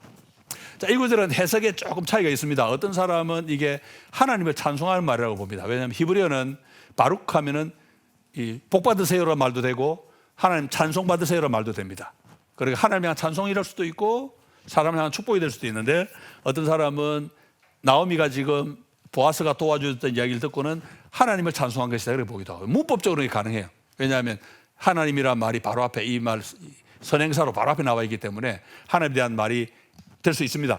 그런데 그 앞에 이제 한 단계 앞에 이제 보아스를 가리키는 대명사가 나오기 때문에 하나님을 가리킬 수도 있는데, 대부분의 이제 학자들은 그렇지 않고 보아스를 칭찬하는 말일 것이다, 그렇게 봅니다. 왜냐하면 갑자기 여호와 이름으로 여호와께서 하신 일을 언급하기는 상황이 좀 적절하지 않고, 보아스가 한 일을 두고 방금 들은 이야기가 그렇기 때문에 보아스를 칭찬하는 말이 되면 더 자연스럽다, 이제 그렇게 보는 거죠. 그러니까 보아스가 이제 룻을 축복을 했고, 이제 거꾸로 나오미가 룻을 축복하면서 보아스를 축복하면서 축복받을 이유를 언급한 것이다, 그렇게 봅니다. 그러니까 보아스가 베푼 이 호의는 살아있는 사람들에게도 베풀고 죽은 사람에게도 베푼다, 이 말은 다시 말하면 살아있는 사람들은 지금 자기입니다. 룻하고 나오미하고 룻. 죽은 사람들은 누굽니까? 죽은 사람도 자기 남편하고 2 아들이에요. 왜 호의를 베푼 겁니까? 그 사람들이 지금 자기를 먹여 살려야 되는데 죽고 없습니다. 그러니까 보아스가 대신해 주는 거니까 살아있는 우리하고 죽어 있는 그 사람들에게 자비를 베푸는 것이다, 그런 의미로 볼 수 있는 거죠. 왜? 보아스가 지금 오늘 한 일은 죽은 3 남자의 역할을 자기가 떠맡은 겁니다. 그런 점에서 나오미가 그런 이름으로 보아스를 축복했다 그렇게 볼 수 있죠. 자, 여기서 이제 우리가 나오미가 얼마나 달랐는지 알 수 있죠. 나오미가 불과 얼마 전에는 자기가 죄지어서 벌받고 바닥에 떨어졌다 말한 사람인데 이제 좀 살았어요. 살아가지고 여호와 이름으로 이제 축복도 하는 이런 단계까지 올라갔습니다. 나오미가 새 힘을 얻은 거지요. 저는 여기서 이제 보아스가 하나님이 지난 6년 10년 동안 보아스라는 일꾼을 통해서 베들레헴 공동체를 먹여 살리시고, 그리고 모압에서 온 여인 룻을 우연히 보아스 밭으로 가게 만드시고, 그를 통해서 여호와의 돌보심이 어떤 건지 축복도 하게 하시고 실제로 도움도 받게 하시고, 그리고는 그 소식을 시어머니에게 전달하게 해서 시어머니가 그 소식을 듣고 살아나게 이제 만드시는 거예요. 나오미가 이 모든 소식을 듣고 이제 살아났습니다.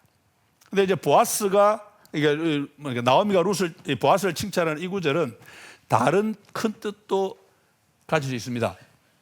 말하자면은 산자들은 누구냐? 베들레헴 주민입니다. 10년도 고생을 했지만 살았습니다. 죽은 자는 누구냐? 자기 가족입니다. 도망갔다가 쫄딱 망한 자기들입니다. 그런데 보아스는 산자들에게뿐만 아니고 죽은 자들 같은 나에게도 이렇게 혜택을 베풀어 주는구나. 참 고마운 사람이다. 그래 볼 수 있죠. 왜냐? 4장에 가보면은 나중에 이제 룻이 아들을 낳습니다. 보아스와 결혼해서 아들을 낳았을 때 베들레헴 주민들이 하나님의 칭송하는 가운데 어떤 표현을 쓰냐니까 영혼을 회생시키시고 하는 표현입니다. 시편에 나와 있는 다윗이 고백할 때 내 영혼을 소생시키시고 하는 그 표현과 똑같은 표현을 써요.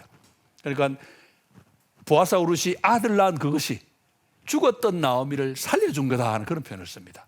그렇게 보면은 여기서 이제 나오미가 산자들을 도와주고 하는 건 베들레헴 사람을 이야기하는 거고, 죽은 자들도 도와주고 하는 게 쫄딱 망한 자기 집안을 가리키는 그런 표현으로 볼 수 있죠.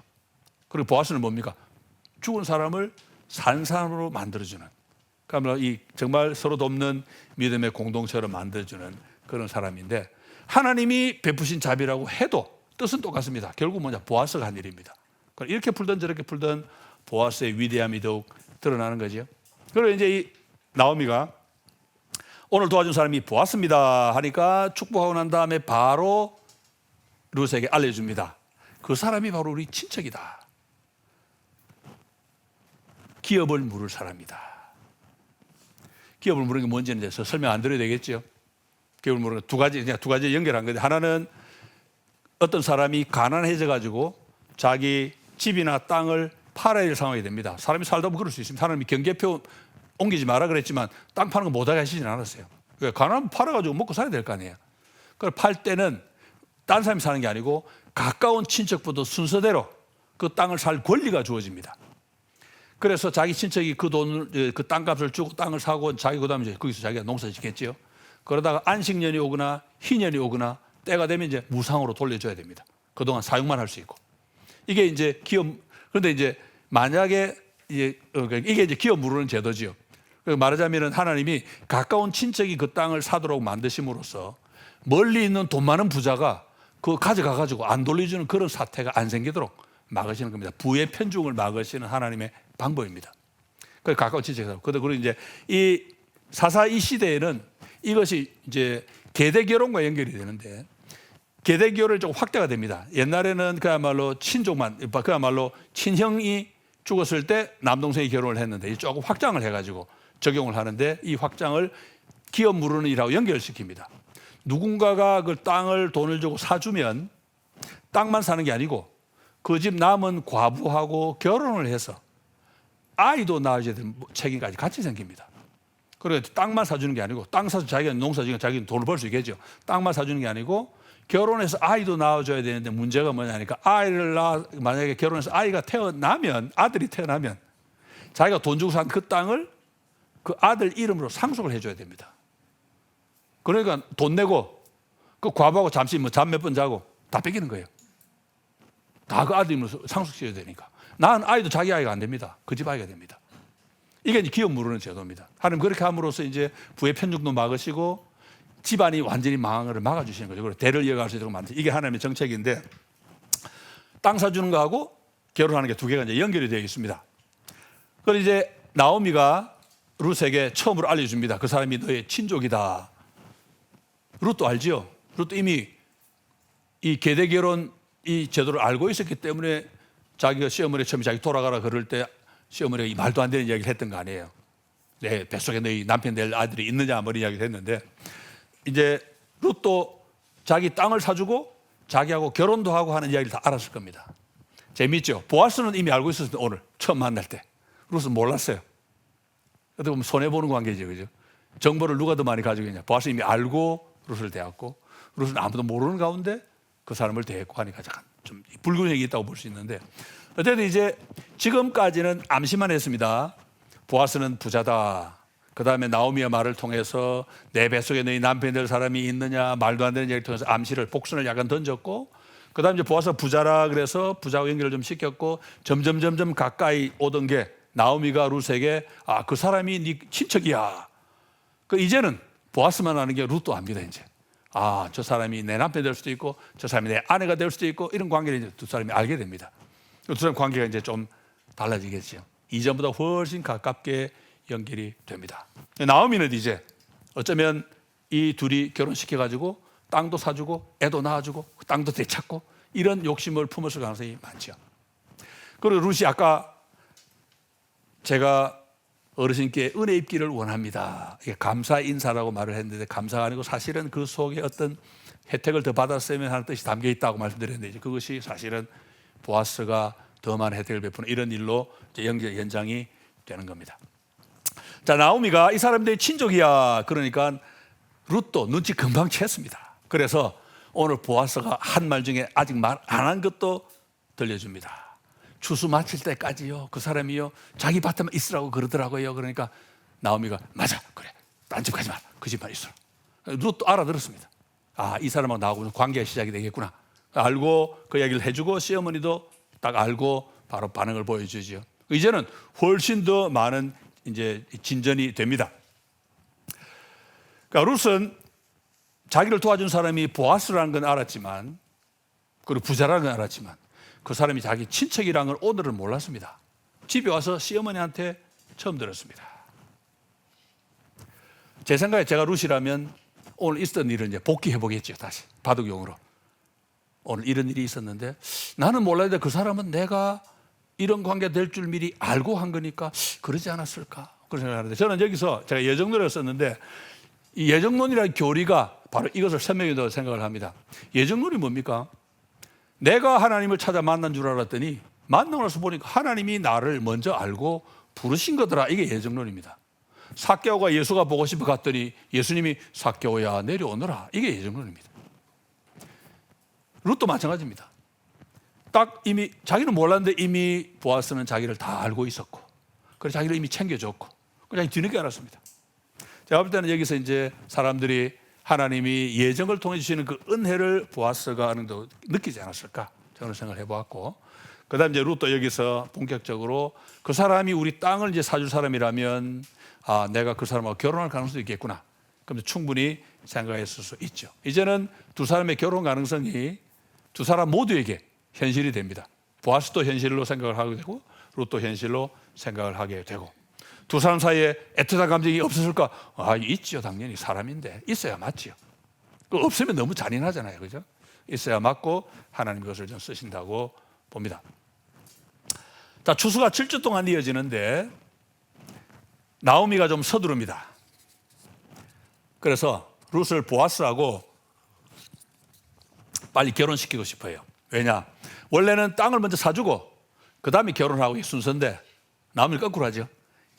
결혼만 해버리면 땅도 안 살 수가 없습니다. 그게 같이 연결되어 있으니까. 그래서 나오미는 이제 며느리에게 신부 단장을 하고 그러니까 목욕하고 화장하고 옷 예쁘게 입고 그 사람 침실에 들어가라. 잠자리에 가라. 그렇게 이야기를 합니다. 그러니까 첫날을 먼저 치러버려요. 그죠? 사고 쳐버리면 그냥 그 다음에는 땅 안 살 수가 없다. 아마 그렇게 생각하고 밀어붙인 것 같아요. 제가 볼 때는 나오미가 여전히 기회주의적인 사고방식을 가지고 있나 그런 의심도 좀 들긴 합니다. 그리고 만약 그런 욕심을 야훼께 복받기를 이랬다 그러면 그건 위선이잖아요. 욕심을 야훼 이름으로 감추는 거니까. 그런데 화자는 이 이야기를 풀어가는 사람은 나오미가 그런 사람이 아니라고 자꾸 강조를 합니다.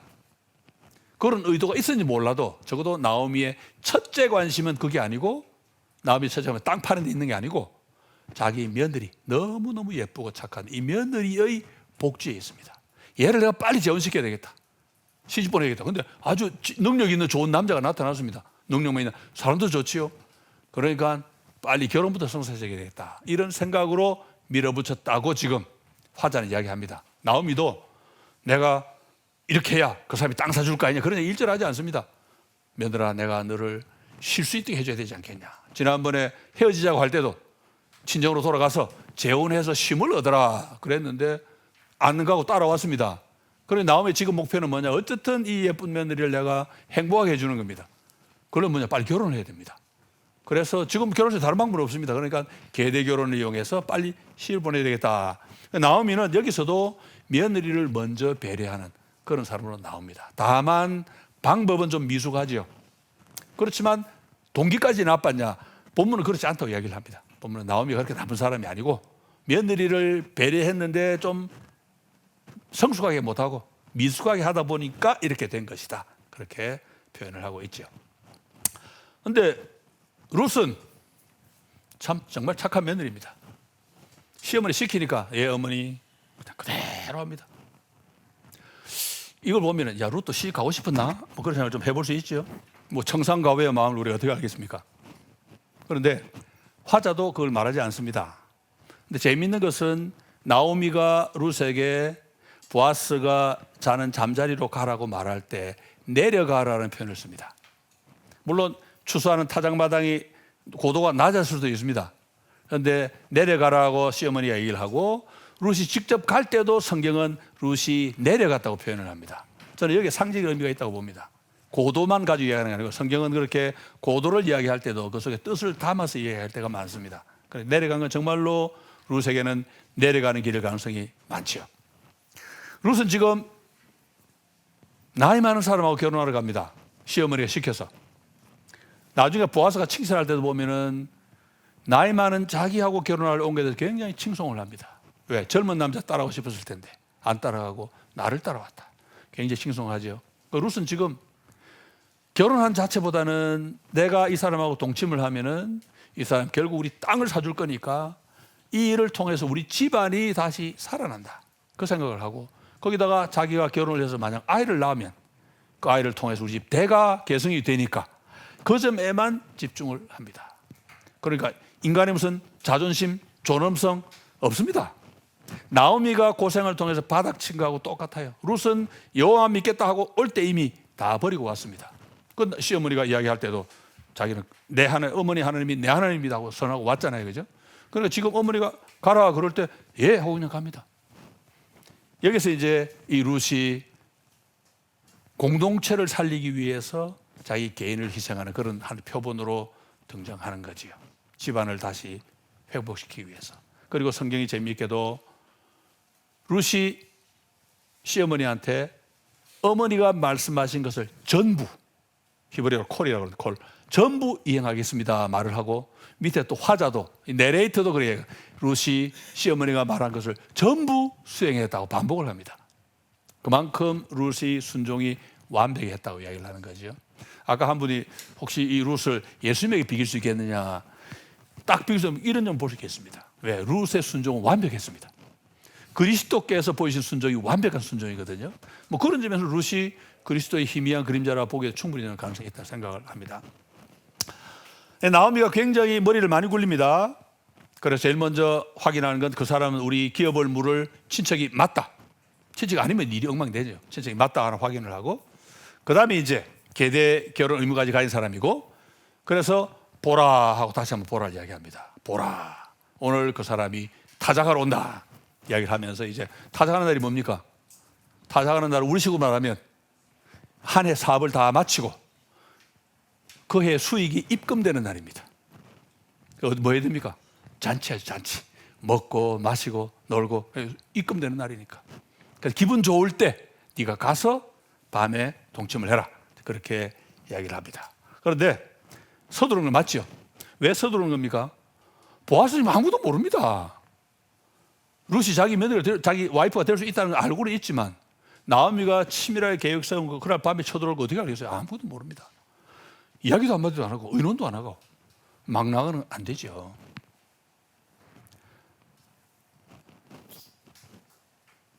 그런데 어떻게 보면은 나오미로서는 인간적으로 나쁘게 본다 그러면은 그렇게 보아스를 동침시켜서 지금 술도 먹고 기분도 좋은데 밤에 아리따운 여인이 침실로 찾아옵니다. 근데 그 여자는 다른 여자도 아니고 어쩌면 나하고 결혼할 수 있는 여자입니다.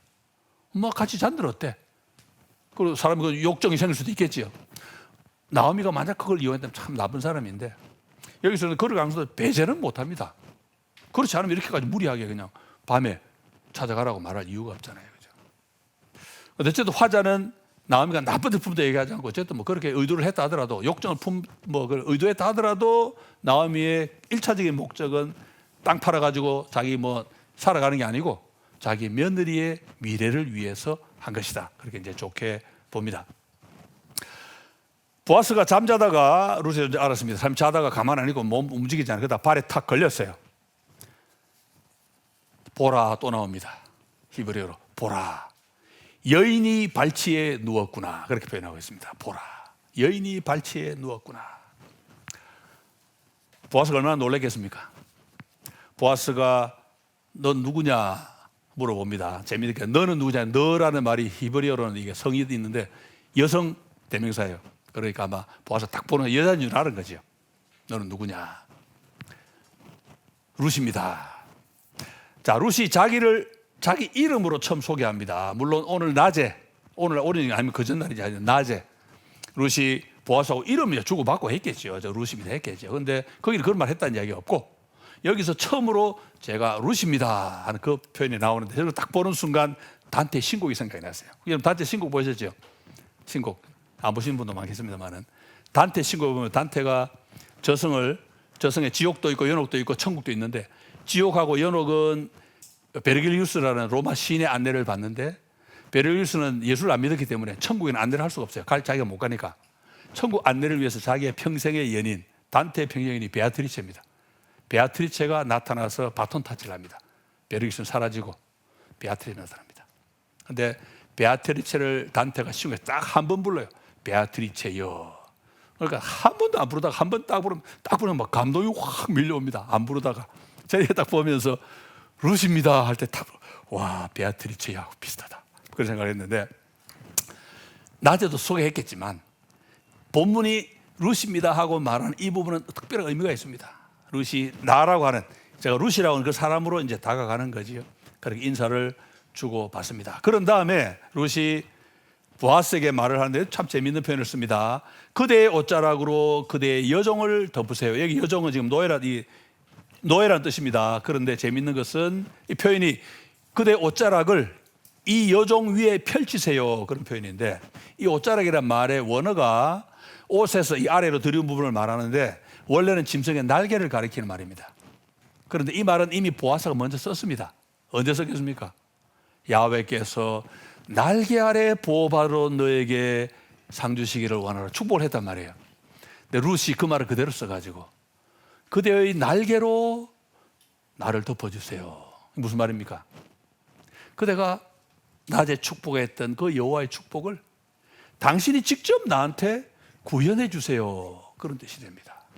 룻이 그런 의미로 그 표현을 그대로 사용을 한 것이죠. 이게 이제 뭐 나오미가 의도한 것은 안식입니다. 쉼을 얻기를 원한다. 그랬죠.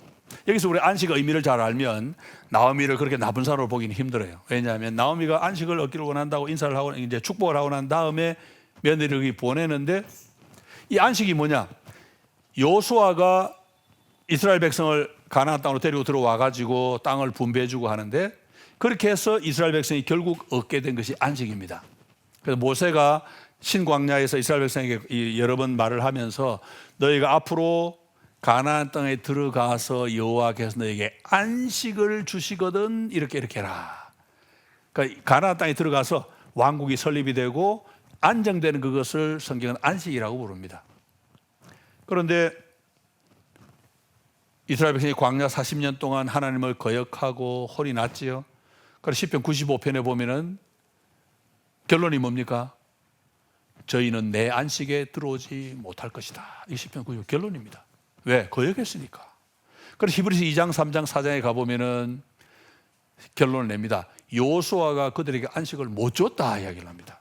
그리고는 예수 믿는 우리에게는 안식할 날이 남아있다 이러면서 여호수아가 못 준 그 안식을 그리스도가 주신다고 설명을 하는데, 주님이 이 땅에 오셔서 뭐라고 말씀했습니까? 수고하고 무거운 짐진 자들아 다 내게로 와, 내가 너희를 쉬게 하리라. 안식을 주십니다. 그런데 나오미는 지금 룻의 결혼을 두고 안식이라고 이야기합니다. 내가 너에게 안식을 줘야 되지 않겠냐. 그러고 오늘 밤에 보아스한테 가. 그렇게 갑니다. 그런데 갔더니 보아스가 동침은 안 하죠. 그런데 그 일을 계기로 해서 보아스가 일을 빨리 추진을 해가지고 진행이 막 돼가지고 어떻게 됩니까? 결국 보아스와 룻이 결혼을 하고 아들을 낳고, 아들이 몇 번 더 낳더니 다윗이 태어나고, 후손이 점점 더 낳더니 나중에는 예수 그리스도가 태어나서 참된 안식을 얻게 됩니다. 그러니까 나오미로서는 자기 며느리에게 안식을 주고 싶어 했는데, 그 나오미의 그 의도가 자기 며느리만이 아니고 자기를 포함해서 하나님의 구원을 믿는 모든 사람이 누리게 될 영원한 안식을 누리는 그런 출발점이 됐으니까 나오미도 잘한 거죠. 참된 안식은 예수 그리스도 통해서 오고, 그 다음에 그 안식을 얻는 과정에 중요하게 사용된 요소 하나가 뭔가 하니까 바로 룻의 자기 희생입니다. 시어머니가 가 그러니까 예, 그러고 그냥 갑니다. 두 말 안 하고 토 하나 달지 않고 시키는 대로 다 했습니다. 그것이 이제 하나님이 구원을 이루어 가시는 방법이죠. 하나님이 구원을 이루시는데 죄도 사용하십니다. 가룟 유다의 배신도 사용하시고, 그런데 하나님은 그런 방법보다는 우리가 순종하고 믿고 바로 하기를 원하시고, 순종을 통해 이루어질 때 기뻐하십니다. 바로 베들레헴에서 일어난 일이 보아스 이후에 나오미가 또 시켜서 룻이 순종하고, 보아스의 순종, 룻의 순종, 이게 이어져 가지고 이제 메시아의 계보가 연속이 되는데, 룻은 보아스에게 동침합시다, 옷으로 덮으세요, 같이 잡시다 이 말인데, 보아스는 그렇게 하진 않지요. 그렇지만 자기가, 나오미가 그걸 통해서 얻으려고 했던 거, 목표, 그건 뭔지 압니다, 보아스는. 그래서 동침은 하지 않지만 걱정하지 마라, 그건 내가 다 해줄게, 약속을 합니다. 그래서 이제 밑에 이제 보아스의 결단이 나오는데, 나오미가 만약 그걸 노렸다면 아까 말씀드렸지만 나오미 정말 나쁜 사람인데, 나오미가 그렇게 나쁜 사람이라고 생각하지는 않습니다. 정말로 며느리를 염려하는 마음에서 이렇게 나 마음이 급해가지고 서둘렀지 않나, 그런 생각이 들고. 자, 이제 보아스가 얼마나 위대한 사람인지 우리 다시 한번 보겠습니다. 보아스의 위대함은 벌써 여러 번 나왔고 이제 앞으로도 계속 나오는데, 보아스의 탁월한 인내심과 분별력이 나옵니다. 보아스가 놀랐죠. 성경 본문도 보아스가 놀랐다고 이야기를 합니다. 당연히 놀라면 하죠. 자는데 발치고 여자가 툭 나타나니 얼마나 놀랐겠어요.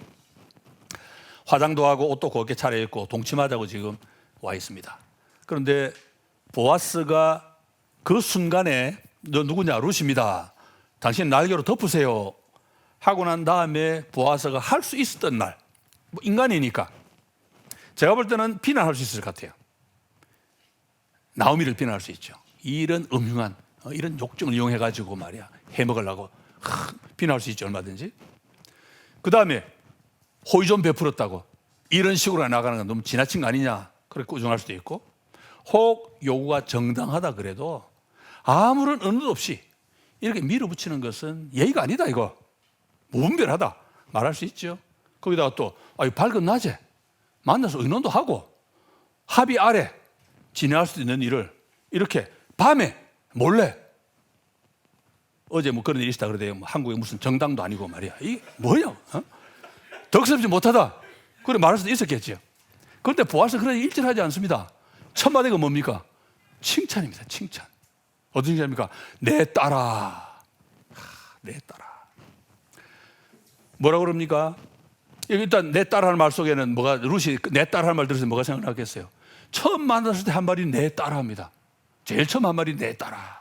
그러니까 그때 생각이 났겠죠. 아, 이 사람이 호의를 베푸는구나 다시 느꼈겠죠. 그러면서 야훼 이름으로 칭찬을 하는데, 만났을 때도 칭찬하더니 지금도 또 칭찬입니다. 그런데 보아스의 놀라운 점이 뭐냐면, 지금 어떤 상황이 일어났습니다. 우리 같으면 분석하고 따지고 들어가서 나오미의 마음도 분석해보고 이 나쁜 사람 할 수도 있는데, 보아스는 일어난 그 일을 가장 좋은 방식으로 해석을 하고 거기에 대해서 가장 친절한 방식으로 대응을 해줍니다. 야, 이건 뭐 보통 신앙으로 할 수 없는 그런 모습이지요. 룻이 온 걸 보고 보아스가 나오미가 시켰다. 그럼 당연히 알겠지요. 시어머니가 안 시켰는데 어디는 어떻게 했겠습니까? 당연히 알았겠지요. 그런데 보아스는 제일 먼저 룻의 자비를 칭찬합니다. 야, 넌 참 자비로운 여성이다. 무슨 말이겠습니까? 여기서 말하는 자비는 그야말로 다른 사람을 불쌍히 보고 도와주는 일인데, 여기서 말하는 자비는 주로 이제 시어머니를 향한 겁니다. 너의 자비가 참 탁월하다. 과거의 자비하고 대비를 합니다. 지금까지 내가 보여줬던 그 자비보다 지금 이 자비가 훨씬 탁월하다 이야기를 하는데, 지금까지 자비가 별 볼 일 없어 이런 뜻이 아니고, 지금까지도 너는 굉장히 많은 자비를 보였다. 뭡니까? 시어머니, 자기 남편 죽고 난 다음에도 시어머니를 잘 봉양했지요. 그 시어머니 따라 지금 피부치 하나 없는 타향으로 왔지요. 와서 또 시어머니 봉양하겠다고 아침부터 와서 열심히 일하지요. 그 자비 아닙니까? 그런데 그 자비보다 이번 자비가 더 크다. 뭐냐? 네가 시어머니를 살리기 위해서 너를 희생했구나. 그 내용입니다. 시어머니는 안 좋은 의도로 갈지는 모릅니다. 땅 팔아먹으려고 그런지 모릅니다. 그렇지만 사실은 시어머니도 며느리의 복지를 위해 한 것일 수 있는데, 적어도 보아스가 볼 때 룻이 한 일은 엘리멜렉 가족을 살리기 위해서, 공동체를 살리기 위해서 자기의 개인을 완전히 희생한 그런 사람입니다. 그래서 보아스가 지금 상황을 가지고 여러 가지 할 수 있는데, 말을 할 수 있는데 가장 좋은 방식으로 봅니다. 왜? 그 좋은 방식이 뭡니까? 좋은 방식이 바로 공동체를 살리기 위해서 자기를 희생한 모습이고, 그리고 또 거기에 대해서 가장 좋은 말을 해주는 것이 너의 자비가 과거보다 지금이 더 뛰어나다. 그런 말이 되겠지요. 그러면서 보아스 이제 약속의 말도 들려줍니다. 제일 먼저는 겁내지 마라. 겁내지 마라 말이 무슨 말이겠습니까? 지금 자기가 온 의도는 몸을 바쳐서 결혼도 하고 땅도 사주게 하고 이 의도로 왔는데, 지금 만약에 이런 식으로 무리하게 할 수 있냐고 막 따지고 들면은 산통 깨지잖아요. 모두 수포로 돌아가니까 내가 지금 동침 안 한다고 해서 겁내지 마라. 의도한 바는 내가 다 해줄게. 땅도 사주고 결혼도 하고 다 할 거다. 그렇게 이야기를 합니다. 여기서 이제 보아스와 룻의 이 앙상블이라 해야 됩니까? 두 사람의 조화가 나옵니다. 룻도 전부 순종했지요. 보아스도 전부 다 해줄게 이야기합니다. 이 전부가 나옵니다. 여기서 이제 전부, 히브리어로 콜이 계속 나옵니다. 룻이 전부 희생하니까 보아스 내가 전부 다 해주마 약속을 하죠. 근데 보아스가 어른입니다. 왜? 나오미가 밤에 충동을 이용해서 혹시 이루려고 했을지도 모를 그 일을, 그 충동에 넘어가지는 않지만 궁극적으로 목표로 했던 그 일은 내가 다 들어주겠다. 그렇게 약속을 합니다. 그러면서 이제 보아스가 한 말이 뭐냐니까, 룻이 훌륭한 여자, 훌륭하다 말은 잠언 31장에 나오는 현숙한 여자로 번역된 그 말과 같은 말인데, 잠언 31장에 보면은 현숙하다는 말이 그냥 요조숙녀 의미하고 전혀 다릅니다. 그냥 아주 능력 있는 여성이에요. 집안도 잘하고 돈도 많이 벌어오고 막 이거 다 잘하는 만능 슈퍼우먼인데 같은 말을 씁니다. 룻에게도 같은 말을 사용을 해요 지금. 그러면 내가 그런 일 알기 때문에 내가 밤에 이렇게 못 해치운다. 왜? 룻이라고 하는 사람의 존엄성과 권위와 품위에 어울리는 방식으로 일을 하고 싶다. 김춘수 써놨죠. 무슨 시인지 아시죠? 나의 빛깔과 향기에 맞는 누군가가 나의 이름을 불러다오. 맞는 방식으로 해야 됩니다. 그래 꽃이 되는 거예요. 김춘수의 꽃이라는 시인데, 보아스는 그래서 정말 룻을 사랑합니다. 그래서 이 사랑하는 여인을 혹시나 결혼을 해도 이런 식으로 밤에 몰래 동침하게 할 일이 아니죠 지금. 그래서 내가 더 나은 방법으로 일을 추진하겠다 약속을 하고 좀 이렇게 진행을 하는 것입니다.